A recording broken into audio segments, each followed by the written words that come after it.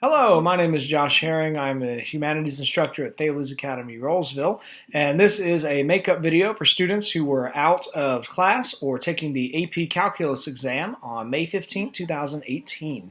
In class today, we covered the end of Lewis's Abolition of Man, and I want to begin this lecture by reminding you what Lewis has already established. I want to do that in 2 quick points. First, remember that he's writing to these 2 fictitious guys, Gaius and Titius, who wrote a book that Lewis calls the Green Book. And in describing them, Lewis makes the argument that these authors are trying to free men from objective values and really trying to reduce objective values to subjective feelings.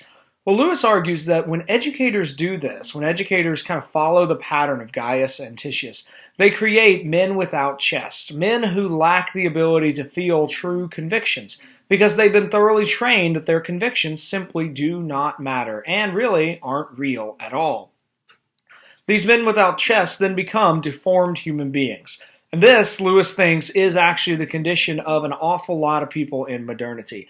They believe that their convictions are simply their feelings, and that their feelings have no more weight than anyone else's feelings. These feelings are divorced from questions of truth or goodness or beauty, and really are nothing more than the subjective whims that they happen to feel on a given day. Now, secondly, then, Lewis considers a movement that he thinks has happened in modernity. He thinks that modernity, the period from roughly 1789 up until 1945, makes a move in terms of ethics to try to free mankind from traditional morality. Now, this traditional morality, of course, Lewis terms the Tao. And I promise, after the test, we will spend quite a bit of time looking at some specific examples of the Tao. But for now, all we need to know about the Tao is that Lewis believes it's possible to set all pre-modern societies' ethical systems side by side through their major writings. And then Lewis believes he can see an awful lot of overlap. That overlap shows us that they are all looking at the same realities and drawing the same conclusions. And thus the commonality there indicates that there is a real morality behind all of these writings that each of these religions is picking up on. So, Lewis means that by the Tao, but for our purposes today, we might think in terms of a shorthand. I described this in class today as kind of grandma's morality. You know, Grandma is a wonderful lady, but Grandma is not the sharpest knife in the drawer. Grandma doesn't care if you're a deontologist or a utilitarian. Grandma just smacks your hand away from the casserole and says, no, you can't eat that yet. Grandma might tell you, yeah, I just don't like your boyfriend or your girlfriend. You should break up with him or her. Grandma might just tell you straight up, do this or don't do that. Well, that's a lot like what traditional morality is. I mean, traditional morality in Lewis's thought is very similar to the kinds of convictions that people discover in sort of a common sense way throughout life. So, we'll get more into this common sense morality later on this week. But next, we need to talk about one piece that we did not get to yesterday. You'll remember that yesterday we were looking at 2 different responses that Lewis is making. He believes he's trying to figure out if people don't tie their ethics to tradition, to the Tao, where do they tie them to? And there's 2 options, of course. Yesterday we talked about the utilitarian rationale. Whatever best serves the community, that's what's best. Well, Lewis goes in another direction, and he suggests that one other response people often make is to try to attach it to instinct. And then they will use their instincts to critique the Tao itself. Well, this is where I want to get to, because Lewis argues that you cannot actually critique the Tao without destroying the foundation for criticism itself. One might say that, something is good or right or true or beneficial, but in doing so, that person would accept the very criteria of goodness, rightness, and truth, and beneficiality, all of which are defined in terms of relation to the tradition and the Tao.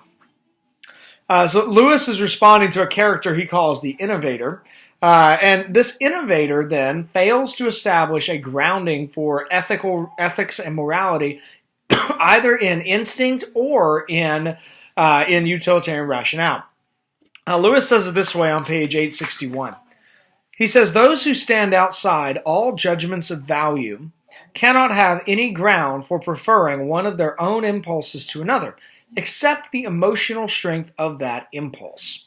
If we've lost all external reference, all things beyond ourselves, then really there is no reason to affirm one ethic over another, one choice as right and another as wrong, beyond simple moral preference. So Lewis then thinks that should drive us right back to the Tao. Now that closes out essay number 2, and for the remainder of this talk, I want to address what happens in essay number 3, the Abolition of Man. Now, Lewis opens this with a statement about the fact that science gives us the power to conquer nature. And in making this claim, we've got to pay very close attention to what these terms mean in the way Lewis is using them. He's not necessarily referring to science as a set of disciplines like biology or chemistry or physics. He's not referring to it in the general sense of science as just knowing, or the word scientia. That's not what he's doing. Instead, by science, Lewis is describing the application of the scientific method, which gives rise to the modern ability to analyze, control, and reproduce things previous generations simply could not. We live in a fascinating time, and we live in a time where the work of the previous several generations have given us the ability to analyze just about any substance. Where in a previous era, blood was a mysterious substance, to a modern medical scientist or a laboratory technician can analyze blood for any number of compounds. We can synthesize and recreate just about anything in a laboratory setting. One of the big moments in my own childhood that I remember that illustrates this, when I was a kid, they cloned Dolly, the first sheep. And later on, they cloned other animals, but there was always something about that very first clone. The idea of being able to make an animal almost from scratch. All you needed was an original cell from the parent sheep, but then to be able to recreate the whole animal there is a fascinating thing. This is what Lewis means by science. Science is our ability to study something, analyze it, and then to master it, to control it. Now, please notice that Lewis here is not talking about science as the thing that allows us to study something so that we better understand it or to take greater joy in it, but rather this is science in the sense of gaining mastery and gaining control. Because that brings us into what Lewis means by nature. Lewis here is not talking about the outdoors, or even the natural rhythms of the sun rising and setting and the seasons and so on. But by nature, Lewis is referring to what happens to something when we conquer it. On page 864, he says this: "We reduce things to mere nature in order that we may conquer them. We are always conquering nature because nature is the name for what we have, to some extent, conquered. The price of conquest is to treat a thing as mere nature." What happens in this conquering, Lewis suggests, is that a thing transforms from itself into a sort of enslaved version of it, which is subordinated to human desires. Now, Lewis gives 2 good examples that I think will help clarify this. We can talk about the aeroplane and the contraceptive, both of which take natural parts of the world and it subordinates them and masters them to human desires. Sometimes to our benefit, sometimes to our harm. Let's start with the airplane. Now, Lewis, of course, is British, and he's writing this in the 1950s. So we've got the 1950s spelling, the aeroplane. Now, in Lewis's day, the airplane is still a relatively recent invention. It's not nearly as commonplace as it is today, and there's still a bit of wonder in it. Because here's the thing. In our time, we don't think nearly as much about the realities of time and space, in part because airplanes make those realities much less significant. Over the past trek-out, my wife and I went to San Diego. We got on board a plane here in Raleigh. We flew nonstop to San Diego. It took about 4.5 hours. So we flew 3,000 miles, and were able to do that within a single night. It was just this kind of mind-blowing. But that is a profoundly unnatural sort of thing. The untouched by man version of that would involve traveling several months overland, but instead we can do that in a matter of mere hours. So distances, time, separations between people, all of these can be changed through this mastery of nature that the airplane allows. Now that's really a positive thing in a lot of ways. Of course, it has its negative possibilities.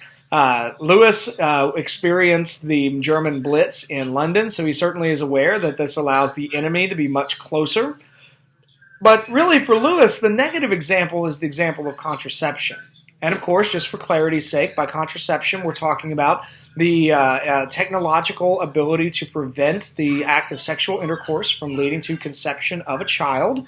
And in Lewis's time, there are a variety of contraceptive options, but the birth control pill is still on the horizon. That has not yet made it to be widely publicly available yet. But what contraception does is it takes the natural human rhythms of sexual intercourse that are intended on a level of final cause, Aristotle might call it, or purpose, we might say today, which are intended to produce a child.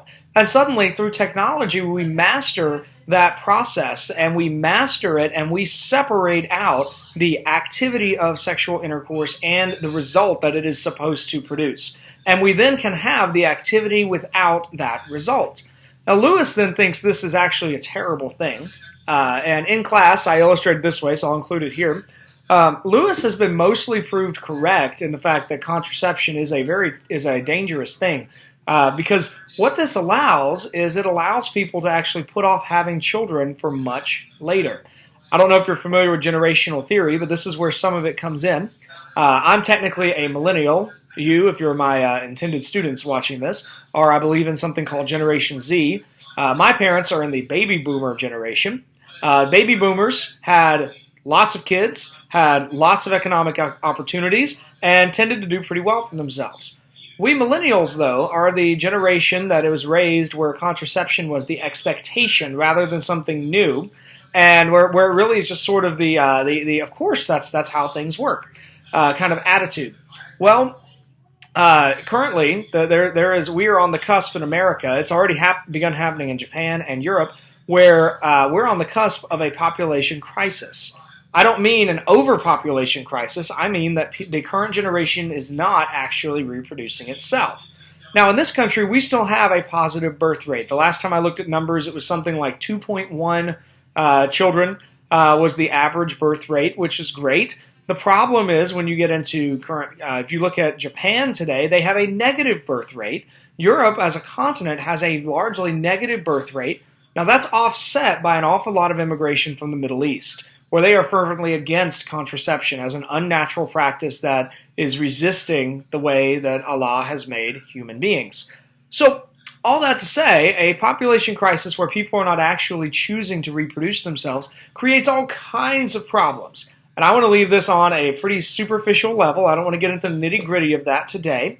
But just to illustrate what Lewis is getting at, this then is an operation where human beings, through the application of science, can master a normal human process and can then subordinate it to their desires. So, Lewis then makes a shift and he says, you know what, not only can we do this in areas like sex and travel, but we've also taken the same scientific attitude, and if we continue it like it's going today, we will do something horrific in the future. So now Lewis has crossed from thinking about the way things are to the way things will be if trends continue. And he then begins thinking about the reality of educational conditioning. This is going to start tying a lot of these pieces together. This is where Lewis is going to bring back the comparison he brought up in the first essay between those who teach in alignment with the Tao and those who teach more along the lines of Gaius and Titius, who don't recognize the reality of values. Lewis thinks that we have a fascinating possibility of actually pairing that method with advanced psychological and scientific knowledge. Now here's the thing. In no previous generation has anyone actually been able to put their educational theories into practice. And Lewis is terrified that in the modern day, we just might be rats in an educational laboratory. This is a rather lengthy quote, so bear with me. This comes from page 858. Here's what Lewis says. Hitherto, the plans of educationalists have achieved very little of what they attempted. And indeed, when we read them, how Plato would have every infant, quote, a bastard nursed in a bureau, end quote, and Eliot would have the boy see no men before the age of 7, and after that, no women, and how Locke wants children to have leaky shoes and no turn for poetry. We may well think that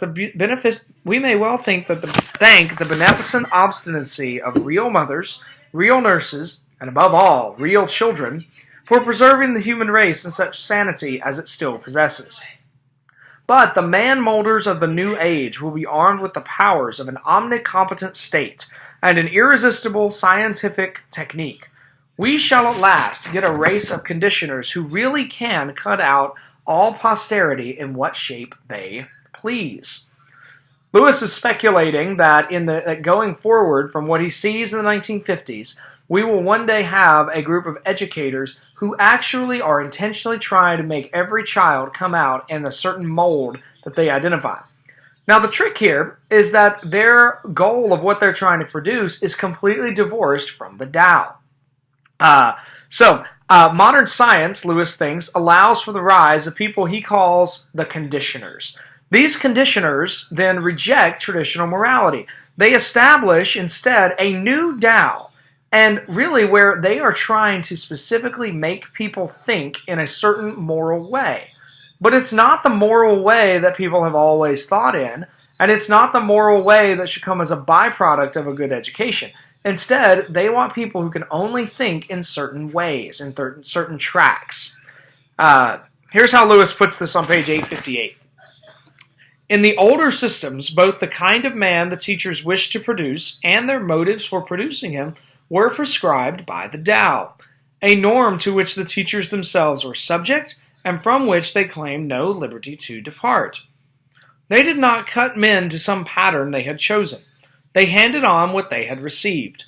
They initiated the young neophyte into the mystery of humanity, which overarched him and them alike. It was but old birds teaching young birds to fly. This will be changed. Values are now mere natural phenomena. Judgments of value are to be produced in the pupil as part of the conditioning. Whatever Tao there is will be the product, not the motive of education. The conditioners have been emancipated from all that. It is one more part of nature which they have conquered. The ultimate springs of human action are no longer, for them, something given. They have surrendered, like electricity. It is the function of the conditioners to control, not to obey them.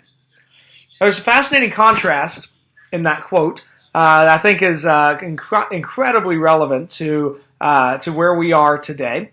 The contrast, of course, is between what teachers are trying to do. I see myself very much in line with the kind of teacher Lewis calls kind of in the old school approach, or those who are following the Tao. I don't strive for complete originality and everything. Instead, my goal is to pass on to you the things that I learned when I was in your shoes, and a few things I've learned later on, and give you maybe a bit of a head start.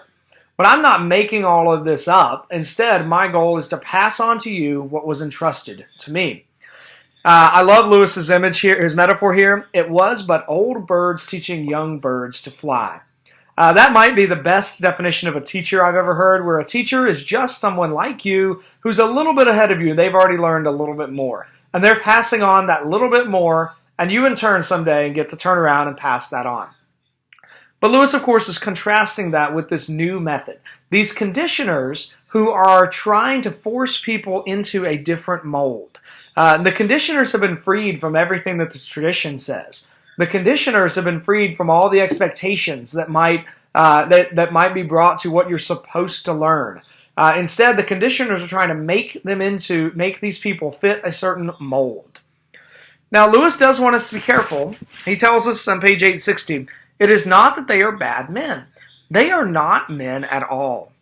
Stepping outside the Tao, they have stepped into the void. Nor are their subjects necessarily unhappy men. They are not men at all. They are artifacts. Man's final conquest has proved to be the abolition of man. Now, if there's a core to the book, it might be that passage. Well, here's what Lewis is getting at. These conditioners have intentionally separated themselves from the very things that make them human. And they're now trying to make ordinary, rational people reject the very things that make them human. The conditioners have stepped outside of the Tao, and they are now trying to bring everyone else outside of the Tao with them. And they're singing the song. It's a bit of a siren song, if you remember the sirens from the Odyssey, those dangerous, alluring vixens who would call sailors to their dooms. The siren song is a song of freedom. Come outside. Come outside the law. There is freedom out here. Come outside the boundaries. Except what Lewis is pointing out is that in leaving the boundaries, they've left the place where people can actually be human. And they're then dragging others along with them. Notice the happiness here. That these people are not necessarily unhappy. The reason they're not unhappy is because they've lost the conviction of what true happiness is, in which case they've lost what it is that makes them true men. So then the final conquest, the application of science upon men, then is the very thing that destroys human nature itself. So, now in this move then, in this movement to reject the Tao, man achieves abolition from the constraints of the Tao. Simultaneously then, what actually happens is that he places himself under the small control of a small group of men who condition him to fulfill a precise role in society.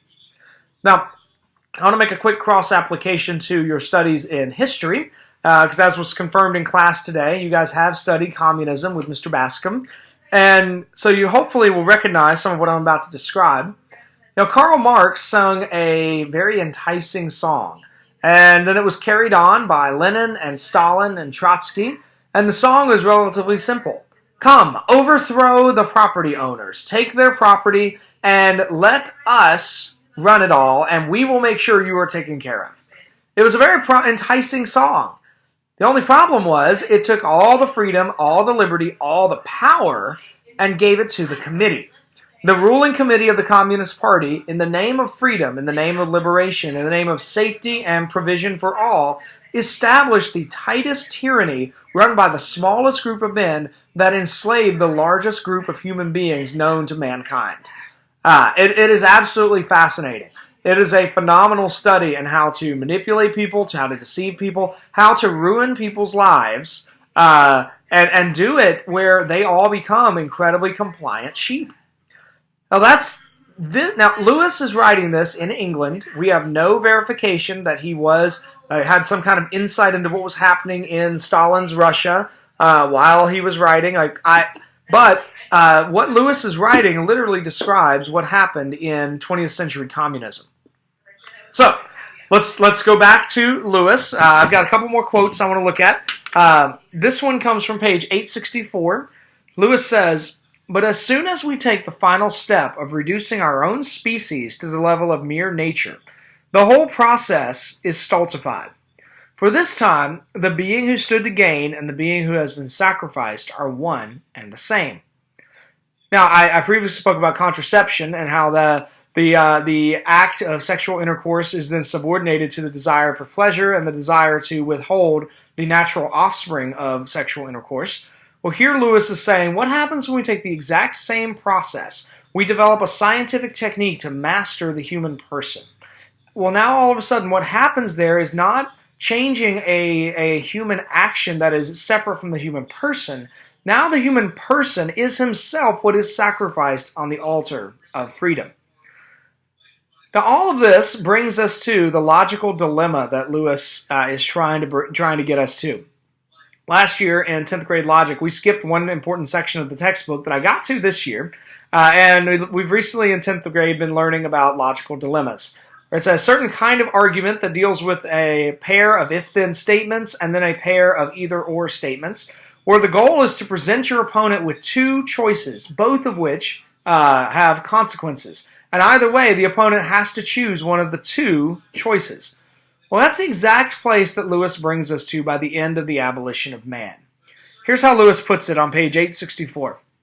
Either we are rational spirit obliged forever to obey the absolute values of the Tao, or else we are mere nature to be kneaded and cut into new shapes for the pleasures of masters who must, by hypothesis, have no motive but their own natural impulses. These then are our options. Either the Tao is real and moral demands exist, and we are good or bad based on how well we meet those moral demands. and in which case we actually must subordinate our desires to the moral demands of the Tao. Or we follow Lewis's logic and we embrace the fact that there is no rule, there is no law, and other people will tell us what to do and what we are to become, and we'll be made into the image that they imagine.